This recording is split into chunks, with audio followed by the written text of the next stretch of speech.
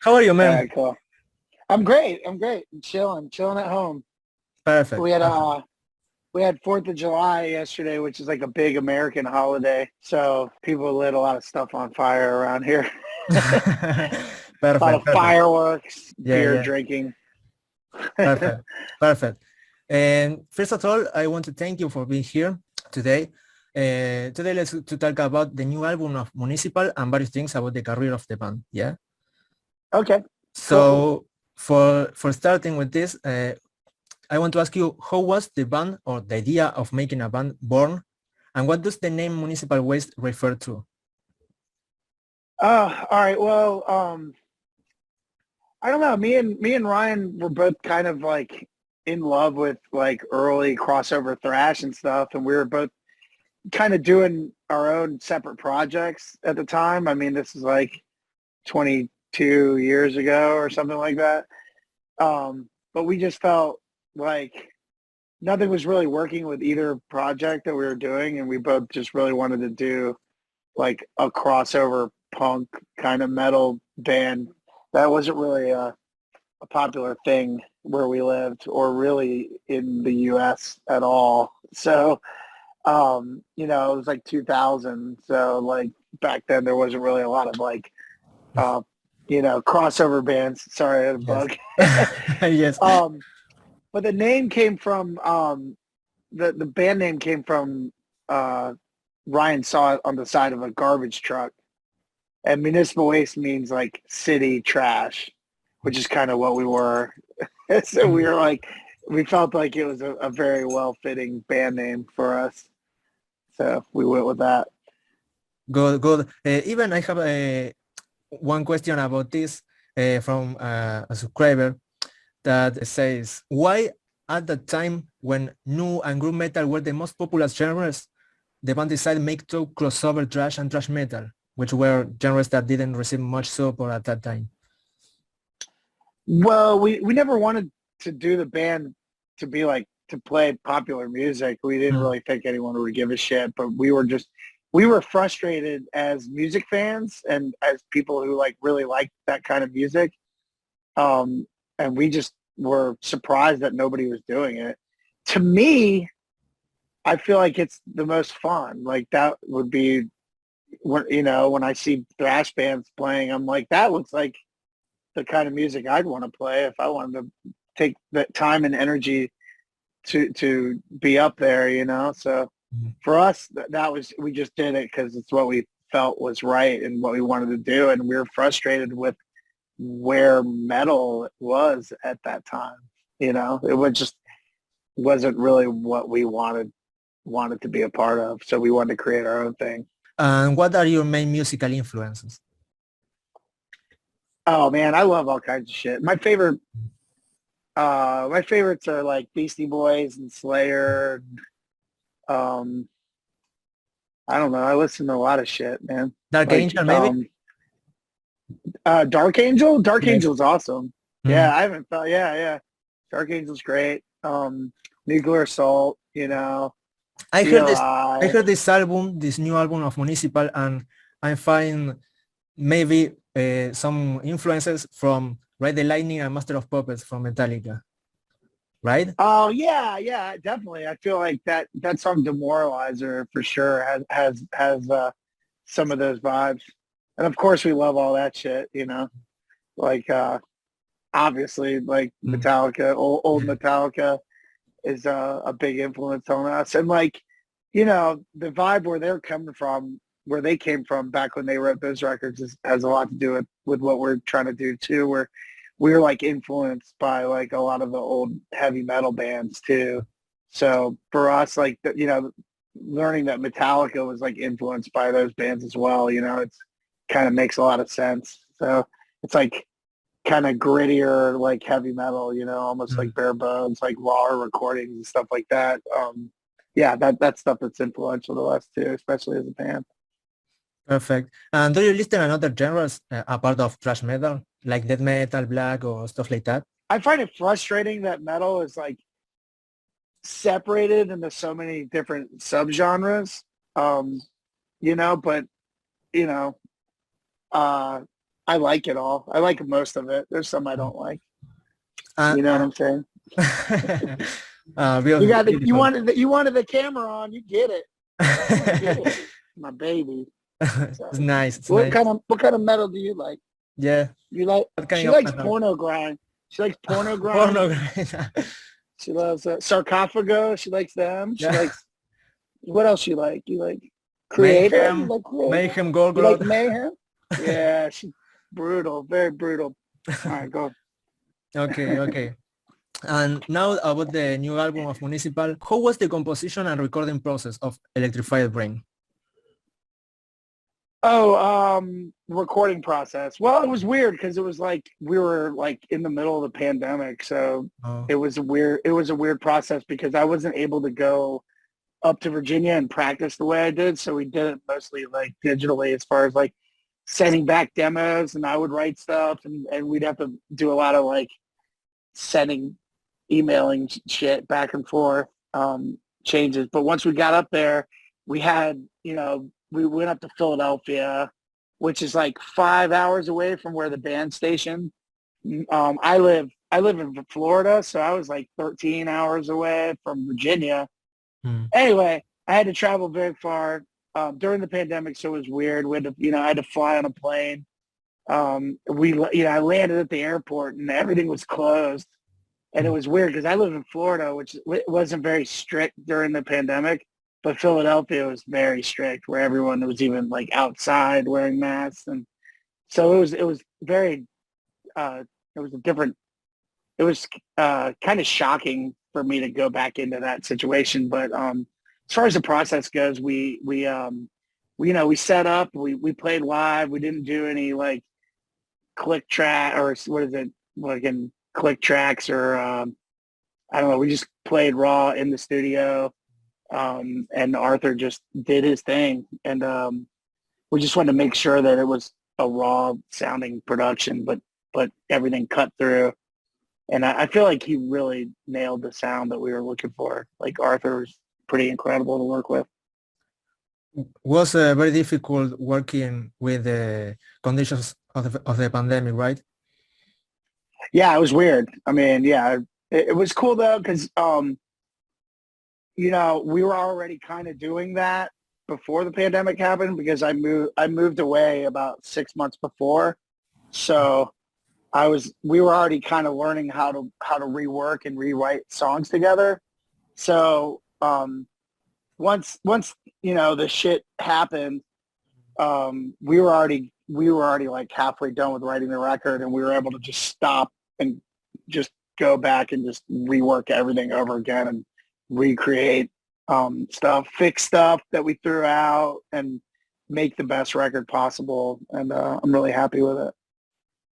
Perfect. And how do you feeling with the back of the band to the stage? Did the band made some shows or not yet already? Oh yeah, we've done like 4 tours now. We toured. The first show back was one of my favorite shows ever, because that was definitely the longest break we had away from each other. So that was an incredible show. We played in Philadelphia, which is cool because that's where we recorded the record. So that was the next time I saw my bandmates was in Philadelphia. And then that day we flew across the country and played another show the following night in Las Vegas. So that was like, it was like having like 2 years off and not playing a show, and then being like, okay, get on the fucking plane. You got to go play another show. Since then, we've done tours. We did a tour with the Circle Jerks. We did a tour with Obituary. We did a tour with Crowbar. We just did a short run with Integrity. So we've been pretty busy in the States. We're really looking forward to getting back overseas. We've gone a little bit slower into doing that just yet, because we're trying to be careful with, you never know what is going to happen, so we're just being a little bit more careful as far as like traveling out of the country just yet. But I think early next year we're going to start dipping our toes into that situation. Good. And about the album again, do you have any favorite song from this new album? I like Crank the Heat a lot. That's a pretty fun one. Yeah, that's my favorite. Also, yeah, Crank the Heat's cool. I like Demoralizer a lot because it's pretty metal sounding. Yeah. And 10 Cent Beer Nights is another really fun one. There's a lot of songs I like a lot on the record. I'm pretty proud of it. We really worked our ass off on it for sure. Actually, for me, all the songs of Municipal Waste are very good. I mean, they are all very brutal, very fast, and very funny. They are perfect to mosh in a concert for me. Well, thank you, man. But and mosh in your bedroom. You mosh in your bedroom too. But I want to ask you if there is any song of the band that is or has been very demanding to be able to play it live. Oh yeah, yeah. yeah. There's this one we really like. We love to play, but it sucks to play for me. Is the song "Guilty of Being Tight." It's on Hazardous Mutation. We always try to play that one in the set. And that was early on when we were writing our records, I was just trying to cram lyrics through every part of every song. And it was just like, and the way we were writing, I was writing at home along to the tape. So I wasn't really practicing the songs before I recorded them to see if I could do it live. Now I think I would be able to pull the song off a lot better, but we've tried to play that song, and there's a couple other ones on that record in particular that are really difficult to play for me personally. Now my bandmates would have different songs that they would say are really hard to play, but for me lyrically, it's just like having the air in my lungs to say those many words in a row. It's exhausting. So Guilty of Being Tight is definitely like the hardest song for me to do. Okay. And the lyrics and also the cover arts of Municipal Waste are very particular and also it's very brutal. How do you take inspiration for the lyrics of Municipal Waste? Oh, all right. I try to like visualize like a weird like trauma horror movie, you know? Yes. So it's more kind of like that, like old like 80s horror, kind of like tongue-in-cheek humor, and just like the grossness and like hilariousness of like Dead Alive or something where it's just so gory and disgusting, but it's also like you can't stop watching it. I want to write lyrics that are like that, but you can't stop listening to it, you know? That's kind of like what I want to do with that. Perfect. My dog keeps fucking with me, so I got to pick her up. She's brutal. About the members, do the members have some type of specific music training or did they learn everything in a self-taught way? Ryan is actually a bass player, and I like telling people that because they don't realize that he started playing bass. So when we started Municipal Waste, he was like a well-trained, I wouldn't say trained, but he was a very talented bass player, but we couldn't find a guitar player. So Ryan just got a lefty guitar and started learning how to play guitar. So, and me, I'm not a singer, you know? So like, I don't think any of us are trained professionally. I think we just learn from the underground, like learning songs that we liked from our records and just playing punk shows. I mean, I've been playing punk shows since I was like 15 years old in people's houses and in their living rooms. And I think, I think that's better than going to a school or something. You learn from trial by error and you just get out there and see what happens. And I've learned the most from like doing that kind of shit for sure. But yeah, I don't think anyone's classically trained. Our drummer, I think Whitty actually took lessons. Our drummer has a very interesting story with how he learned to play drums because he was briefly paralyzed. So for him to relearn how to walk and to interact and travel or whatnot, he had to start learning how to train and like teach his body to do different things, and Mm. learning how to play drums is a cool way for him, is how he learned to walk again, and how he learned to like, I'm doing a terrible job at describing his story, but it's pretty crazy. So I would say maybe he took some drumming lessons, but that was more so he could learn how to rehabilitate his body. But yeah, so but that's what like saved his life pretty much. Perfect. And about the video release from this album, how long was the video for the song Electrified Brain made? The video shoot took 2 days, but that was only the time that we were there. We were only out there for 2 days. We flew out to Los Angeles, and we filmed it at Wolfpack Studios, where a lot of cool like horror movies and stuff has been filmed there. So when we went out there, we were there for 2 days, but I think Norman and everybody was out there filming additional scenes after that. Like I think they were out there for a few more days filming like some of the gore stuff, but the stuff that featured us took 2 days. Perfect. And for you, how is working with Nuclear Blast Records? Oh, I love them. Yeah, they've been awesome. It's been a crazy year, you know, like they're transitioning with a lot of stuff too, as well as with the pandemic and everything. You know, they had to shut down. You know, they weren't even allowed to have people in the warehouse for a certain amount of time when everything was going crazy. So, you know, it was a weird time for everybody to get back in the swing of things. But for us to re-sign with them was like obviously the right choice for us. And we're really happy with what they've done for the new record. Perfect. And did you have any bad experience in a concert or tour, or do you remember something crazy that happened during the tour? Well, we were driving last week, and we saw a bear get hit by a car right in front of us. And the car hit a giant bear, and the bear rolled, and the car hit the brakes slow enough to where it didn't kill the bear. It just kind of bumped its butt really hard and knocked it over. So the bear rolls on the side, and we got slowly going by it. And then the traffic stops, and the fucking bear gets up right next to our van window. So we're all standing there, and this bear's like, ah! It's like making these crazy, like, angry growling noises. And we're all in the window like, ah, shit, drive, hit the gas.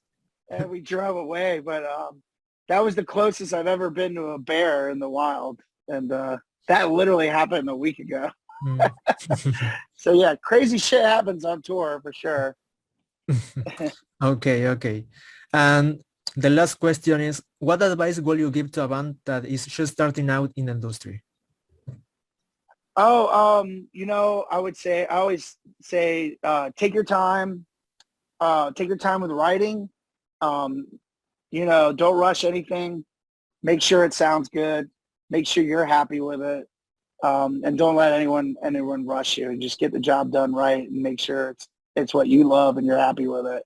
Because there's a lot of stuff that we did very early on that we were getting pushed into doing by people that just wanted to make money off us or whatever. So just, you know, do what you want to do, make sure it's done right and that you're happy with it. And then, yeah, do your damn thing, you know?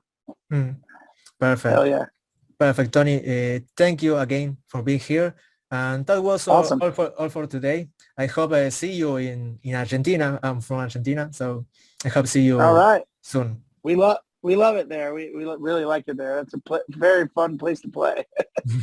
Perfect. So I like your bedroom too. You got a cool bedroom. Thank you. All right. See you soon. Have a good one. Take care. Cheers. Bye. Cheers.